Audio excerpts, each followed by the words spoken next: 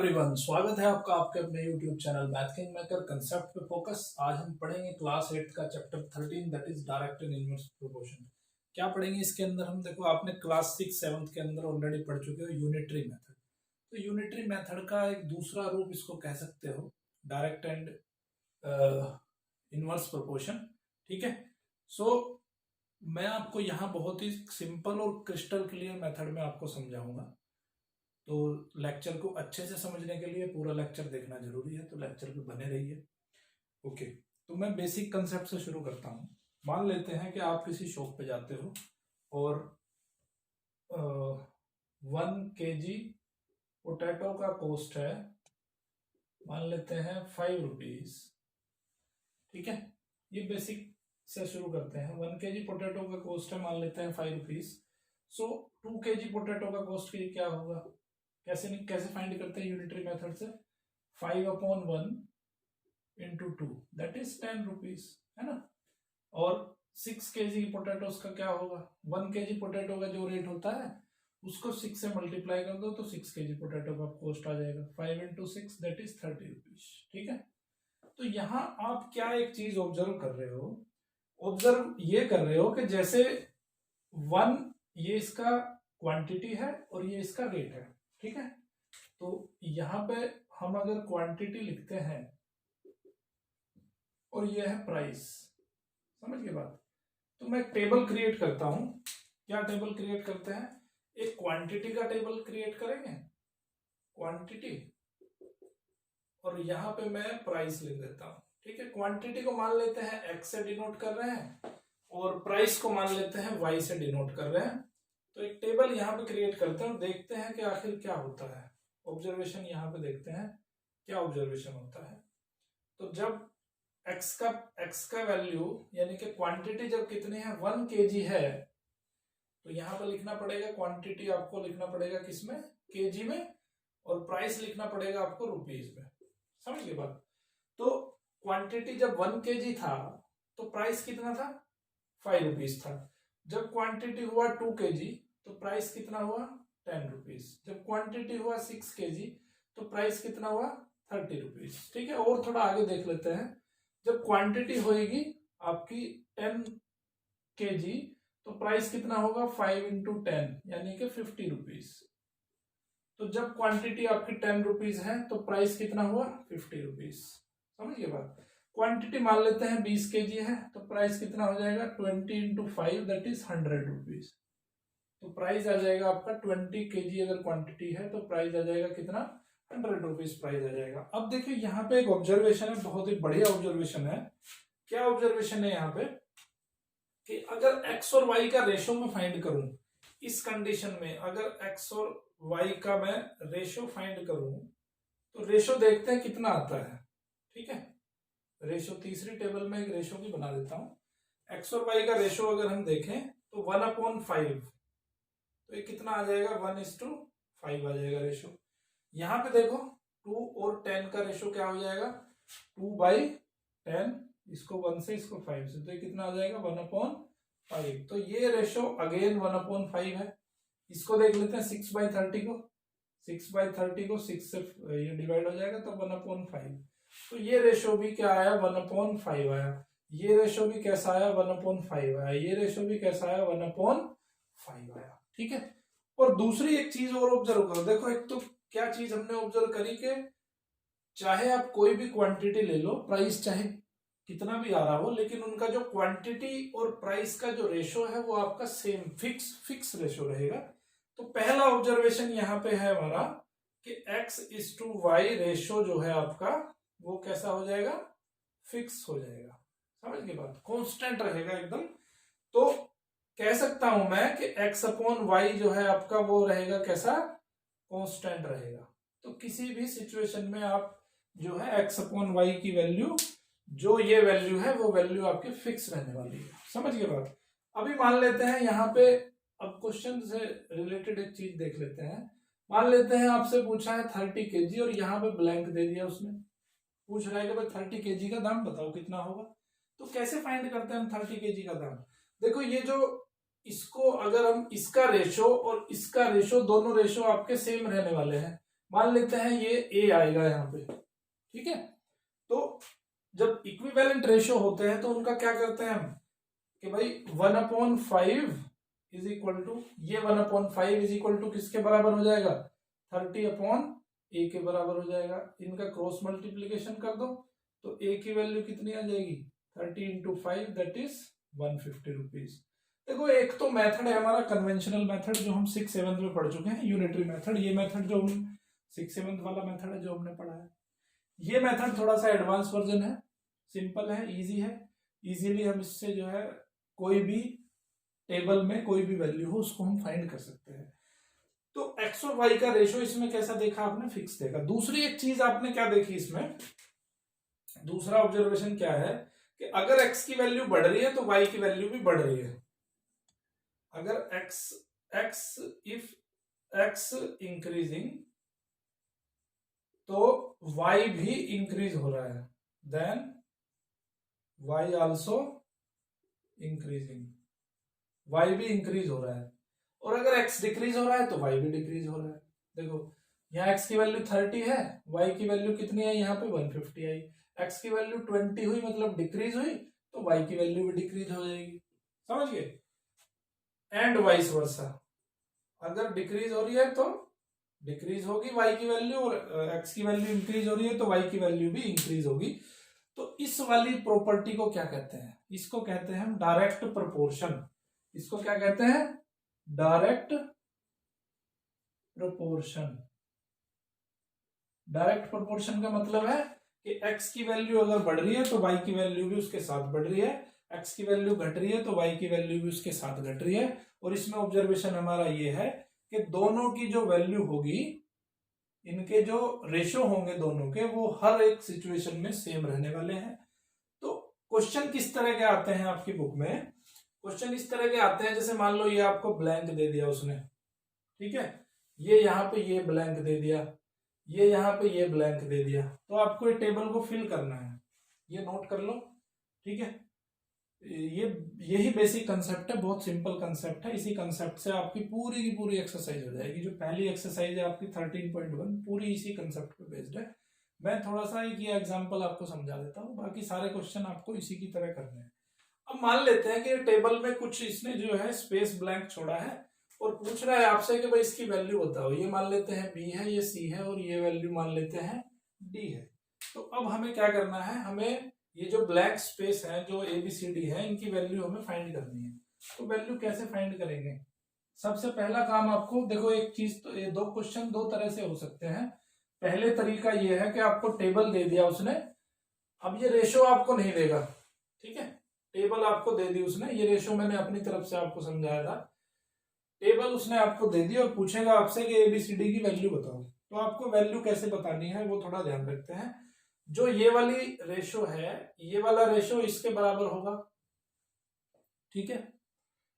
दूसरी चीज आपको ये भी देखनी है कि क्या अगर x की वैल्यू बढ़ रही है तो y की वैल्यू बढ़ रही है। देखो x की वैल्यू यहाँ पे 2 है, यहाँ पे 10 है, यहाँ पे 2 है, यहाँ पे 20 है। तो 2 से 20 बढ़ी हुई वैल्यू है, पहले 2 थी अब 20 हो गई। तो क्या y की वैल्यू भी बढ़ रही है, 2 पे वैल्यू y की 10 थी और जब 20 हो गई तो y की वैल्यू बढ़ के 100 हो गई है। इसका मतलब क्या है कि ये बढ़ रही है। पहला हमें ये देखना है कि क्या x के साथ साथ y की वैल्यू भी बढ़ रही है। अगर x घट रहा है तो क्या y की वैल्यू भी घट रही है। पहली चीज, सबसे पहली चीज जो यहाँ पे ऑब्जर्व करनी है, ये हमें ऑब्जर्व करनी है, ठीक है। तो पहला काम हमें क्या करना है कि हमें चेक करना है, क्या चेक करना है कि ये डायरेक्ट प्रोपोर्शन है या इनडायरेक्ट प्रोपोर्शन है। डायरेक्ट प्रोपोर्शन और इनवर्स प्रोपोर्शन, ठीक है। इनवर्स प्रोपोर्शन भी मैं आगे बताऊंगा आपको। तो डायरेक्ट प्रोपोर्शन कैसे चेक करना है मैंने सिखा दिया आपको। अगर x के साथ x बढ़ रहा है तो y भी बढ़ना चाहिए, और x घट रहा है तो y भी घटना चाहिए। इसको बोलते हैं हम डायरेक्ट प्रोपोर्शन। तो डायरेक्ट प्रोपोर्शन के अंदर रेशियोज की वैल्यू इक्वल रखते हैं। तो यहां पे हम लिखेंगे बिकॉज, अब इसका रेफरेंस देंगे, किसका रेफरेंस देंगे, सॉरी इसका नहीं, इसका रेफरेंस देंगे कि यहाँ पे आपने क्या ऑब्जर्व किया है, it is a direct proportion, it is a direct proportion. कभी भी क्वेश्चन गलत नहीं होगा, ये छोटी छोटी चीजें ध्यान रखो। बिकॉज डायरेक्ट प्रोपोर्शन है, कैसे फाइंड किया आपने, because 2 kg is equal to 20 and 10 kg is equal to 100 rupees. ठीक है, जब 2 से जब 10 हुआ तो ये भी बढ़ा, 20 से जब 100 हुआ तो ये भी बढ़ा। ठीक है, इसका मतलब है कि ये आपका डायरेक्ट प्रोपोर्शन है। तो डायरेक्ट प्रोपोर्शन के अंदर क्या करते हैं हम, रेशियोज को इक्वल रख देते हैं। सो 1/b इज इक्वल टू होगा 2/10। तो b की वैल्यू निकाल लो, यहां से इसको डिवाइड कर लो, 5 आ जाएगा, ये 5 इसमें मल्टीप्लाई हो जाएगा। सो b इज इक्वल टू 5। अगर अलजेब्रिक एक्सप्रेशन आपको सोल्व करने नहीं आते हैं, अलजेब्रिक एक्सप्रेशन में कोई दिक्कत है सोल्व करने में, तो आप मेरा क्लास 7th का चैप्टर जाके देखिए, 7th का है, 6th का है, अलजेब्रा वहां पे समझा है बहुत अच्छे तरह से, कैसे इनको हम सोल्व करते हैं, कैसे वैल्यूज फाइंड करते हैं। अब हम फाइंड करेंगे c की वैल्यू। तो c की वैल्यू फाइंड करने के लिए भी बिल्कुल सिमिलर कंसेप्ट है। तो यहाँ पे 2/10 इज इक्वल टू रख दो c/30। समझ गए बात, ये रेशो को इसके बराबर रखना है। तो यहाँ पे 1 0 से 1 0 कैंसिल हो गई, तो c आ गया आपका 3 का मल्टीप्लाई इधर हो जाएगा, c का मल्टीप्लाई आ गया, c का वैल्यू आ गया आपका 6।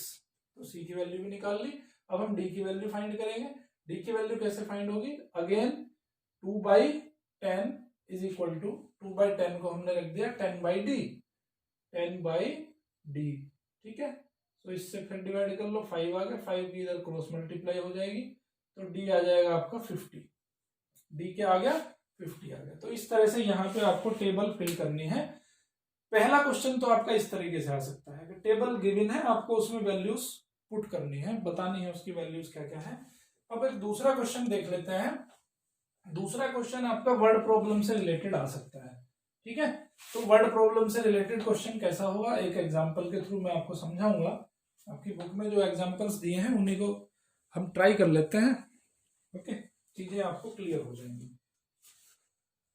तो बुक में example,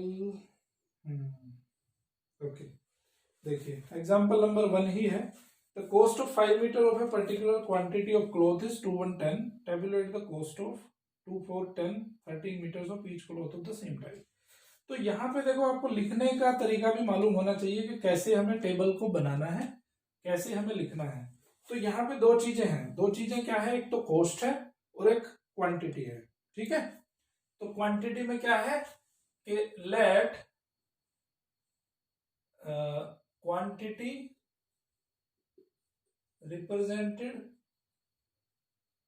represented in x meters and price represented in y rupees।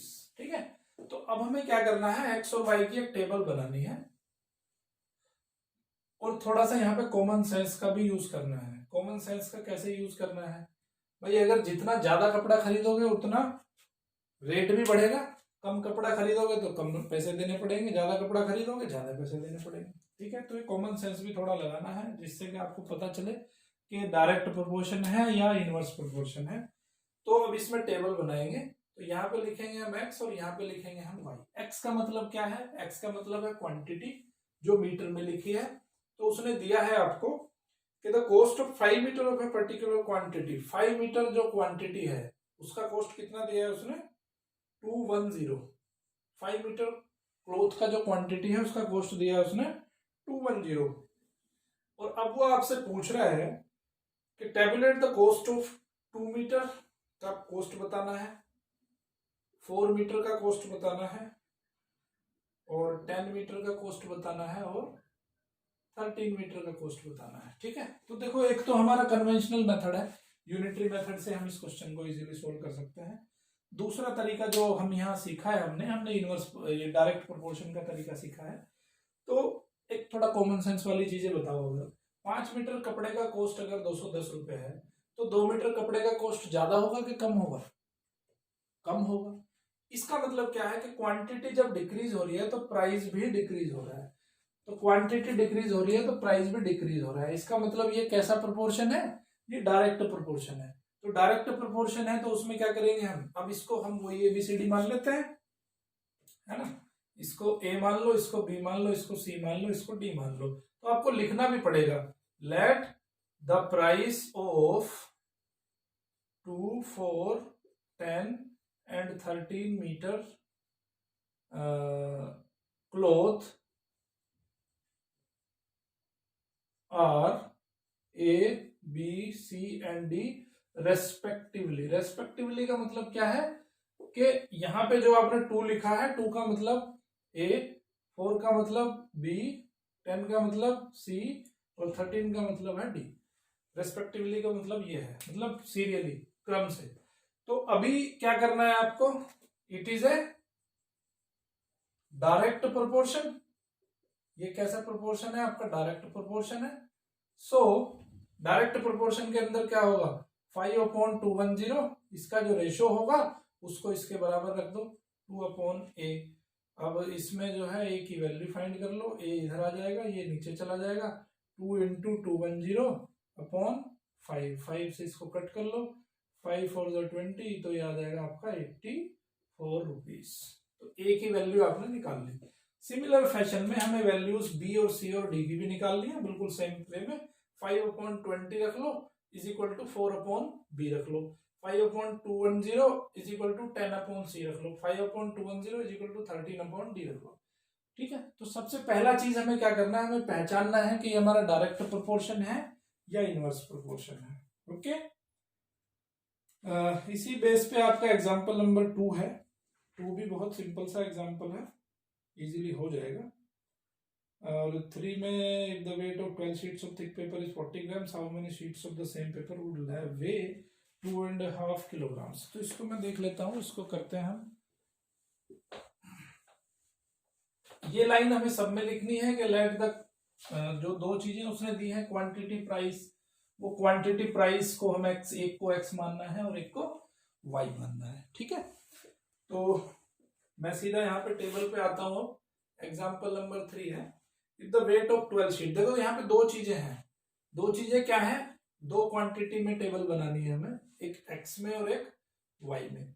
ठीक है, तो x क्या है, x है वेट, या तो वेट लिख दो और यहां लिख दो number of pages, number of pages. इसको हम ले लेते हैं y, इसको हमने x को मान लिया वेट, इसको मान लिया नंबर ऑफ पेजेस। तो उसने कुछ चीजें दी हैं, वो कह रहा है कि if the weight of 12 sheets of thick paper, 12 sheets का जो वेट है वो 40 ग्राम्स है। वेट किस में दिया है, वेट ग्राम्स में दिया है। तो 12 शीट का वेट जो है 40 ग्राम है। तो how many sheets of the same paper, अब यहाँ आपको नंबर ऑफ पेपर फाइंड करने हैं जिसका वेट हो 2.5 kg, 2.5 kg।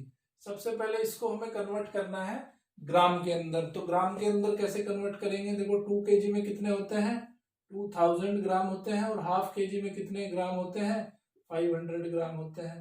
तो 2500 ग्राम्स हो गए आपके। समझ में आई बात, क्योंकि जो क्वांटिटी आप यूज कर रहे हो वो क्वांटिटी का जो यूनिट है वो यूनिट सेम होना चाहिए। अगर यहाँ पे ग्राम ले रहे हो तो यहाँ पे भी सब जगह ग्राम चलेगा, यहाँ पे नंबर ले रहे हो तो सब जगह नंबर चलेगा। तो इसमें कितना ग्राम है आपका, 2500 ग्राम। अब देखो क्योंकि ये डायरेक्ट प्रोपोर्शन है तो इसमें जो रेशियो ले लोगे आप 40/12 इज इक्वल टू 2500/a। अब देखो इसमें यहाँ पे आप ऐसा भी कर सकते हो कि नंबर ऑफ पेजेस को x मान लो, नंबर ऑफ वेट को जो है y मान लो। तो ये उल्टा हो जाएगा, फिर 12/40 हो जाएगा, a/2500 हो जाएगा। तो उससे कोई फर्क नहीं पड़ता, मेन चीज है आपको कंसेप्ट को पकड़ना है। 2500 इंटू 12/40, एक जीरो से एक जीरो कैंसिल होगी, 4 3 12, तो ये आ जाएगा 75 और एक जीरो लगा दो, 750 पेजेस। तो 750 पेजेस का जो वेट होगा वो होगा 2500 ग्राम या 2.5 kg। इस तरह से आपको इसको करना है। ठीक है, ओके।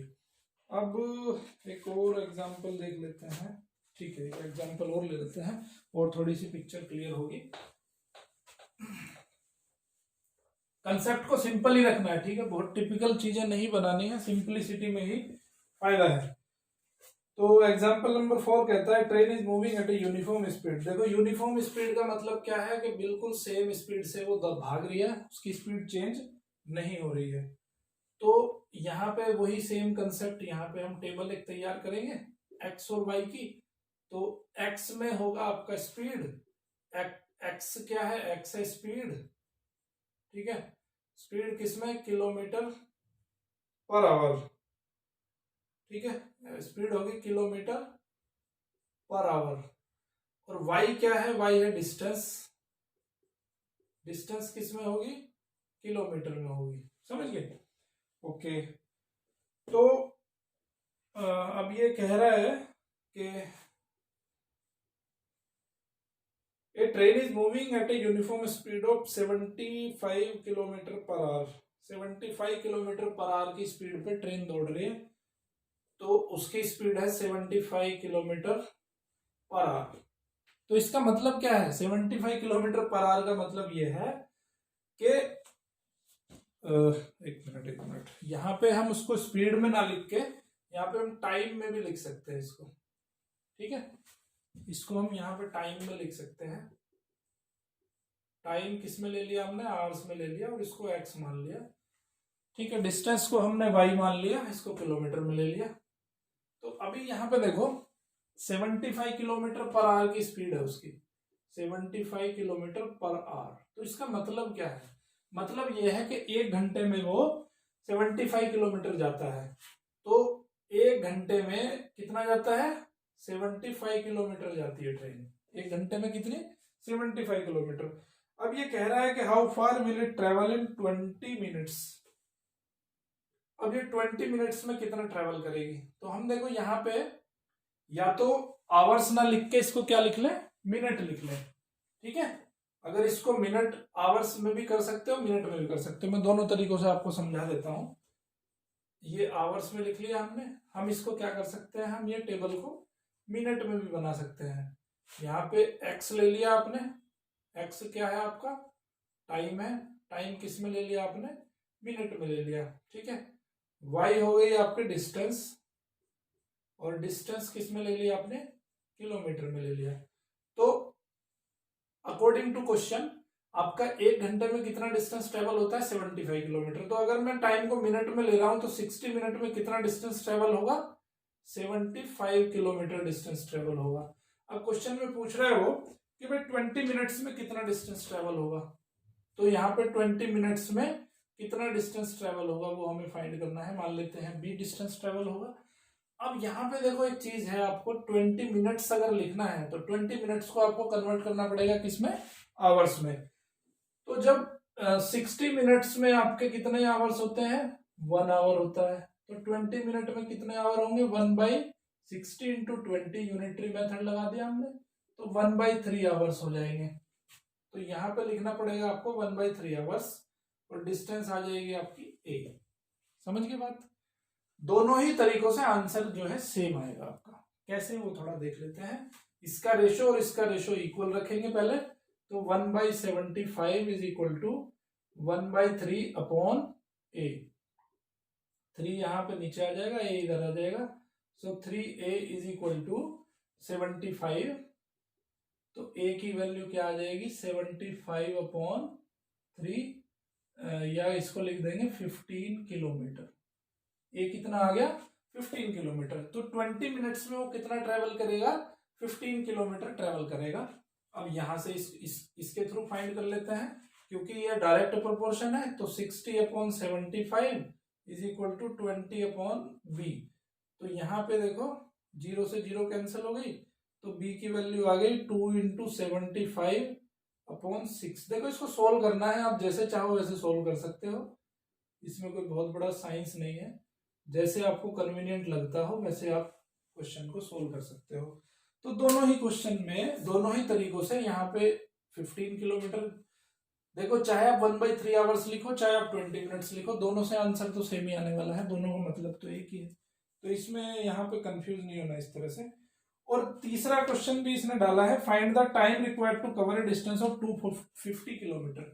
अब यहाँ पे आपको डिस्टेंस, यहाँ पे आपको टाइम फाइंड करना है, यहाँ पे सी फाइंड करना है, और जिसमें वो 250 किलोमीटर डिस्टेंस ट्रेवल करेगा। 250 किलोमीटर डिस्टेंस ट्रेवल कितने मिनट में या कितने घंटे में वो करेगा, वो हमें फाइंड करना है। तो लेट अस फाइंड, तो यहां से इससे फाइंड कर लेते हैं। ओके, तो 60/75 will be equals to C/250। तो C की वैल्यू क्या हो जाएगी, 250 इंटू 60/75। 15 से कट कर लो, 15 4 जा 60, 15 5 जा 75, इससे इसको कट कर लो तो ये आ जाएगा 50। 50 इंटू 4 हो जाएगा 200 मिनट्स। ठीक है, अब मिनट्स को आवर्स में कन्वर्ट कर सकते हो, 3 आवर्स 20 मिनट्स, तो इसको कह सकते हैं हम 3 आवर्स 20 मिनट्स। समझ गए बात। यहाँ पे आपका जब अगर इससे आप सॉल्यूशन निकालोगे तो इससे सॉल्यूशन आएगा आपका डेसिमल्स में, फिर उस डेसिमल्स को आपको कन्वर्ट करना पड़ेगा आवर्स में। ठीक है, तो छोटे वाली अगर यूनिट हम ले रहे हैं तो हमारे लिए जो है ज्यादा कन्वीनियंट है क्वेश्चन को सोल्व करना। तो दोनों तरीकों से आप कर सकते हो उसको।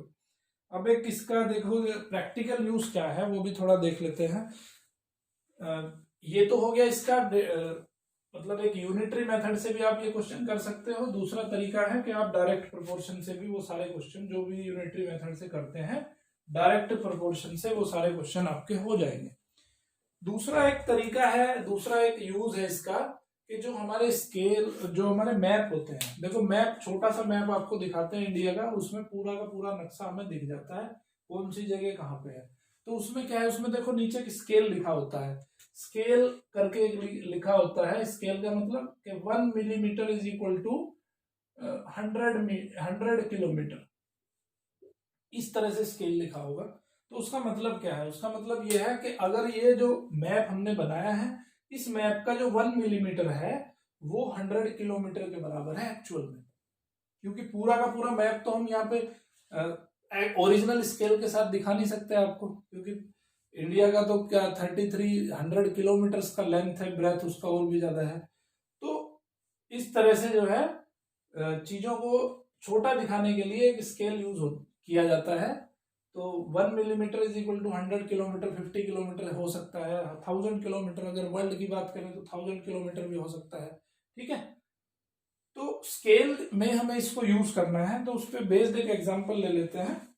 एग्जांपल क्या कहता है, the scale of map is given 1:, कितने जीरो है भाई, 1 2 3 4 5 6 7, 7 जीरो है। ठीक है, तो एग्जांपल नंबर 5 में कह रहा है कि स्केल का जो मैप है उसका कितना दिया है, 1 2 3 4 5 6 7, 2 cities are 4 centimetre apart, 2 city हैं वो क्या है, 4 सेंटीमीटर अपार्ट है। तो इसका मतलब क्या है, देखो ये है आपका पहला चीज हो जाएगा यूनिट, और दूसरा चीज हो जाएगा आपका डिस्टेंस। ठीक है, तो 1 यूनिट अगर है तो वो कितना है, 1 2 3 4 5 6 7। ठीक है, तो अब ये कह रहा है कि 2 सिटी के बीच का जो डिस्टेंस आ रहा है वो डिस्टेंस मैप के ऊपर कितना है, 4 सेंटीमीटर है। तो एक्चुअल में जो डिस्टेंस है उनका एक्चुअल डिस्टेंस क्या है, तो वो हमें फाइंड करना है। तो बिल्कुल डायरेक्ट प्रोपोर्शन है। क्यों डायरेक्ट प्रोपोर्शन है, थोड़ा सा यहाँ पे कॉमन सेंस भी यूज करना है कि अगर 1 सेंटीमीटर मैप पे दिखा रहा है तो वो मान लेते हैं इतना किलोमीटर है, अगर 4 सेंटीमीटर दिखाएगा तो ज्यादा ही होगा। तो यूनिट अगर बढ़ रही है तो डिस्टेंस भी बढ़ रही है, तो इसका मतलब ये डायरेक्ट प्रोपोर्शन है।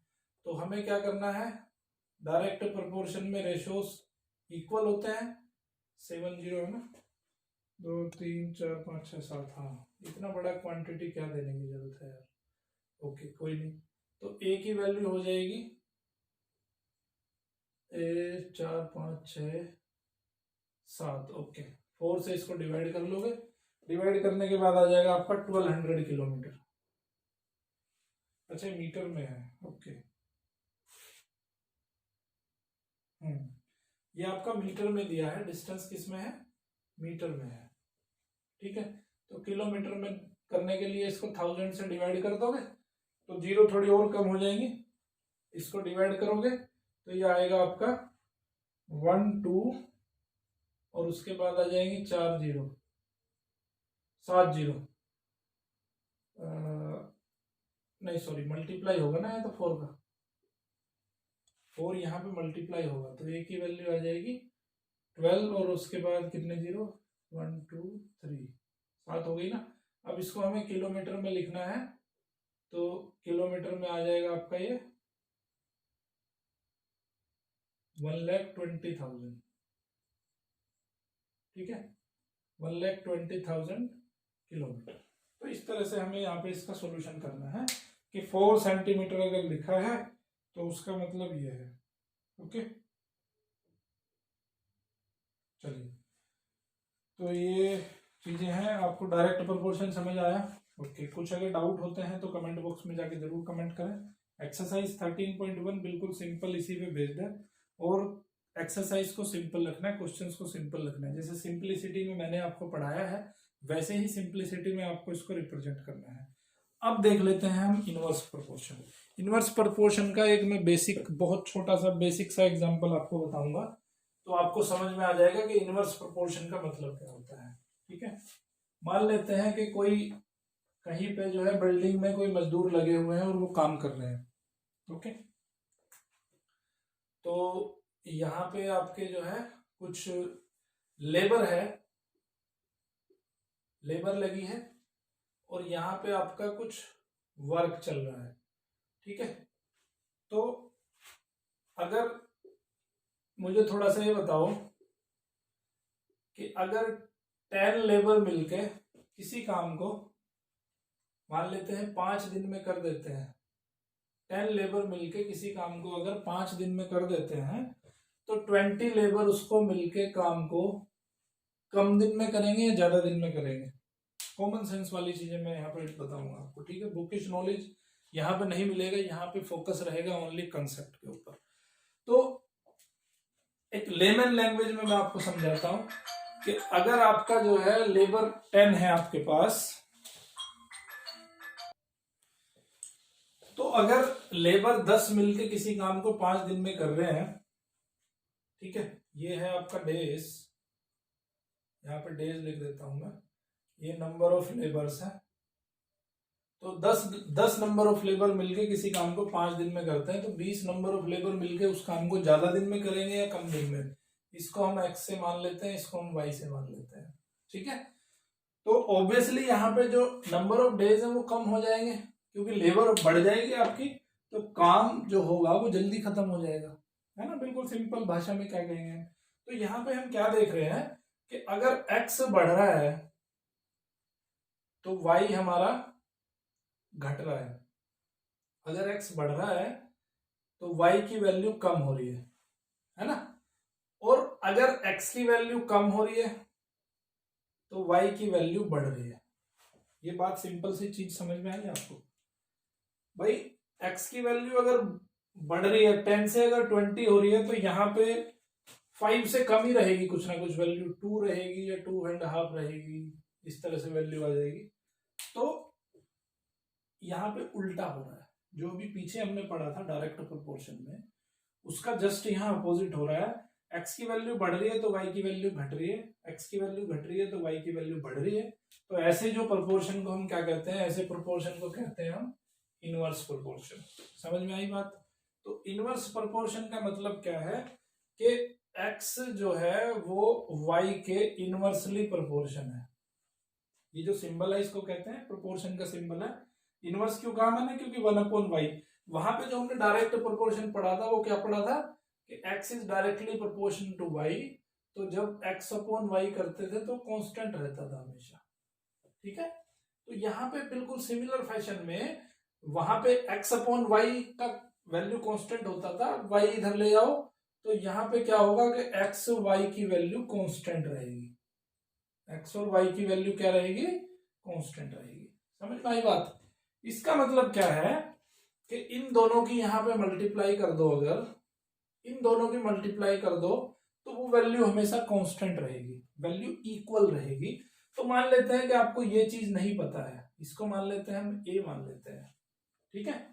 तो इस ए को कैसे फाइंड करेंगे? सबसे पहले तो हमें क्या चेक करना है, ये क्वेश्चन जब भी आप करोगे तो चेक करोगे, सबसे पहले क्या चेक करोगे कि ये डायरेक्ट प्रोपोर्शन है या इनडायरेक्ट प्रोपोर्शन है।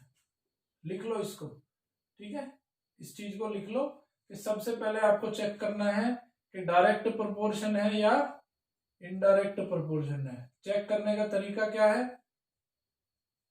ये तरीका है, अगर x की वैल्यू के साथ y की वैल्यू भी बढ़ रही है, घट भी रही है, तो डायरेक्ट प्रोपोर्शन हो जाएगा, नहीं तो इनडायरेक्ट प्रोपोर्शन हो जाएगा।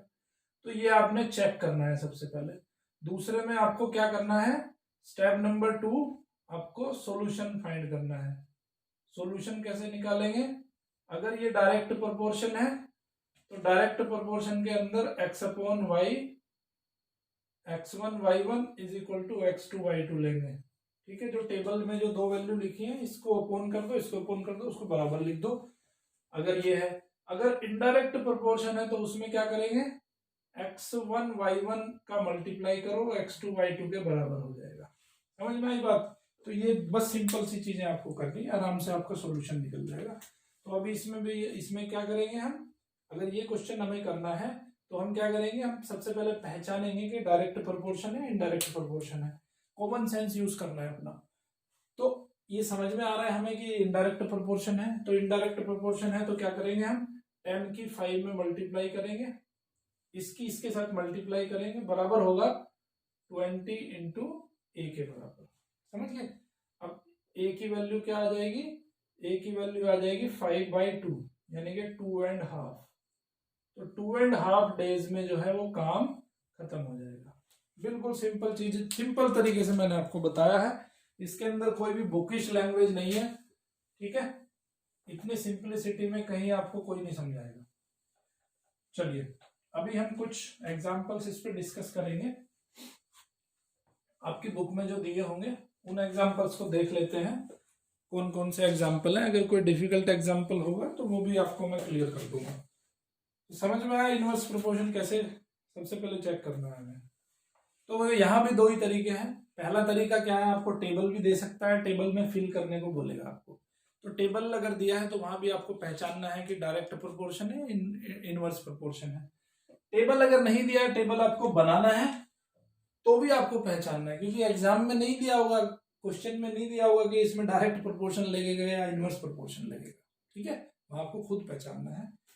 तो एग्जाम्पल नंबर 7 एक बार देख लेते हैं, सिंपल सा है। सिमिलर फैशन में मैं यहाँ पे सिर्फ टेबल बनाऊंगा, वो लिखना पड़ेगा आपको कि वो क्वांटिटी इतना, उसको हमने क्वांटिटी को रिप्रेजेंट किया एक्स में, प्राइस को रिप्रेजेंट किया वाई में। दो चीजें होंगी वहां पे, दोनों को आपको एक्स और वाई में रिप्रेजेंट करना है, तो वो चीजें यहाँ पे लिख देना आप, ठीक है। तो यहाँ पे टेबल बना लेते हैं हम, क्वेश्चन को पढ़ लेते हैं। क्वेश्चन में क्या दिया है, 6 pipes are required to fill a tank in 1 hour 20 minutes। अब देखो यहाँ पे पहला चीज क्या है, number of pipes. Number of pipes को हम मान लेते हैं x, ठीक है। और यहाँ पे है टाइम, टाइम टू फिल, ठीक है, इसको मान लेते हैं y। और ये किस में दिया है, इसने मिनट्स में दिया है,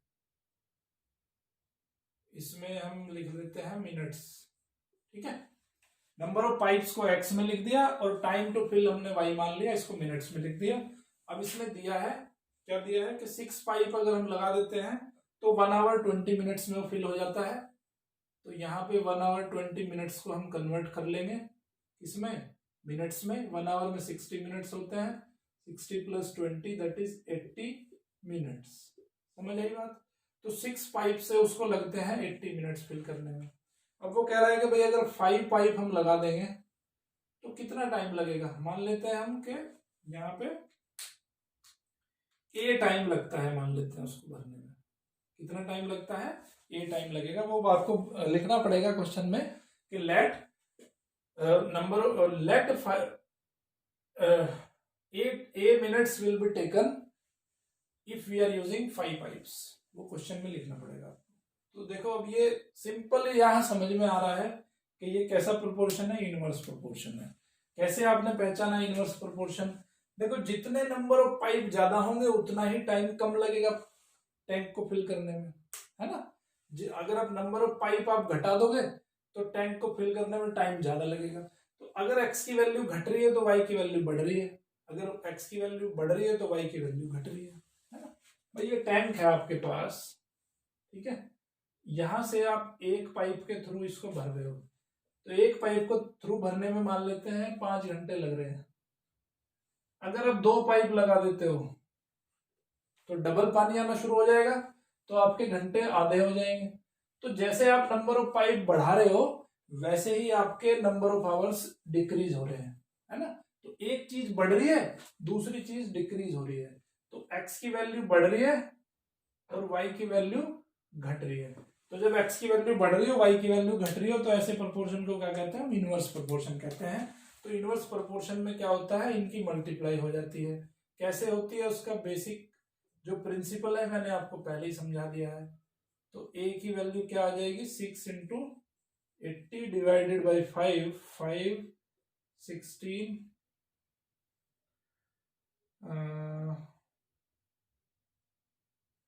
तो ये आ जाएगा आपका 96 मिनट्स, ठीक है। 96 मिनट्स, 96 मिनट्स को आवर्स में लिख दो तो कितने लगेंगे, 1 आवर 36 मिनट्स। तो भाई इस टैंक को भरने में अगर 5 पाइप आपने लगा दिए तो भरने में लगेंगे 1 आवर्स 36 मिनट्स, ठीक है। उसके बाद है example number 8, there are 100 students in a hostel, food provision for them is for 20 days, how long will this provisions last if 25 more students join the group. इसको भी देख लेते हैं।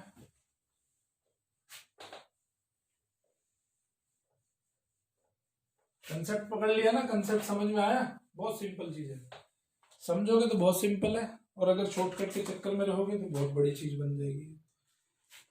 तो एग्जांपल नंबर 8, देखो भाई 100 स्टूडेंट है तो खाना चल जाता है 20 दिन, और अगर 25 स्टूडेंट और बढ़ जाएंगे मतलब 125 स्टूडेंट हो जाएंगे तो खाना कितने दिन तक चलेगा।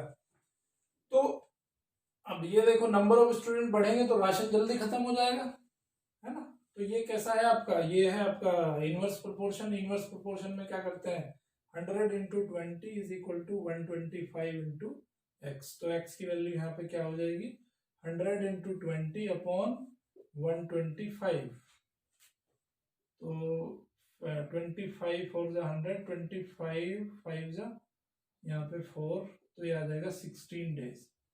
अभी जो राशन चलेगा वो 125 स्टूडेंट्स में वो कितना चलेगा, ओनली 16 डेज आपका राशन चल पाएगा।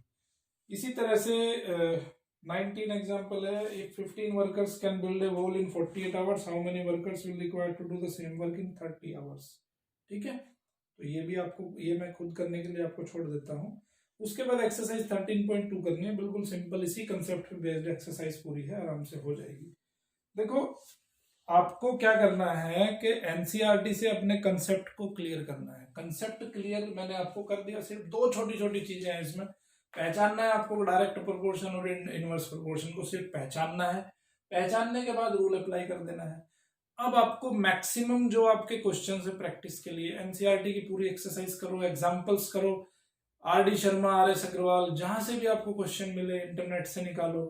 अगर आपको वर्कशीट चाहिए तो मैं आपको वर्कशीट भी प्रोवाइड करवा सकता हूं, मुझे आप व्हाट्सएप पे मैसेज डाल सकते हैं कि सर मुझे वर्कशीट चाहिए, मैं आपको रीचेक करके आपको वापस भी भेजूंगा कि आपकी क्या गलती है उसमें, क्या आपने ठीक किया, क्या आपने सही किया, ठीक है। चैनल अगर आपको अच्छा लग रहा है, वीडियो अच्छी लगी तो अभी इसको लाइक कर दीजिए, शेयर कर दीजिए, सब्सक्राइब कर दीजिए मैथ किंग मेकर को विद बेल नोटिफिकेशन, जिससे कि आपको अर्ली नोटिफिकेशन मिल जाए, जैसे मेरा लेक्चर अपलोड होता है नोटिफिकेशन मिल जाते हैं, तो इजी रहेगा आपके लिए। थैंक यू वेरी मच मेरे साथ बने रहने के लिए, देखते रहिए मैथ किंग मेकर।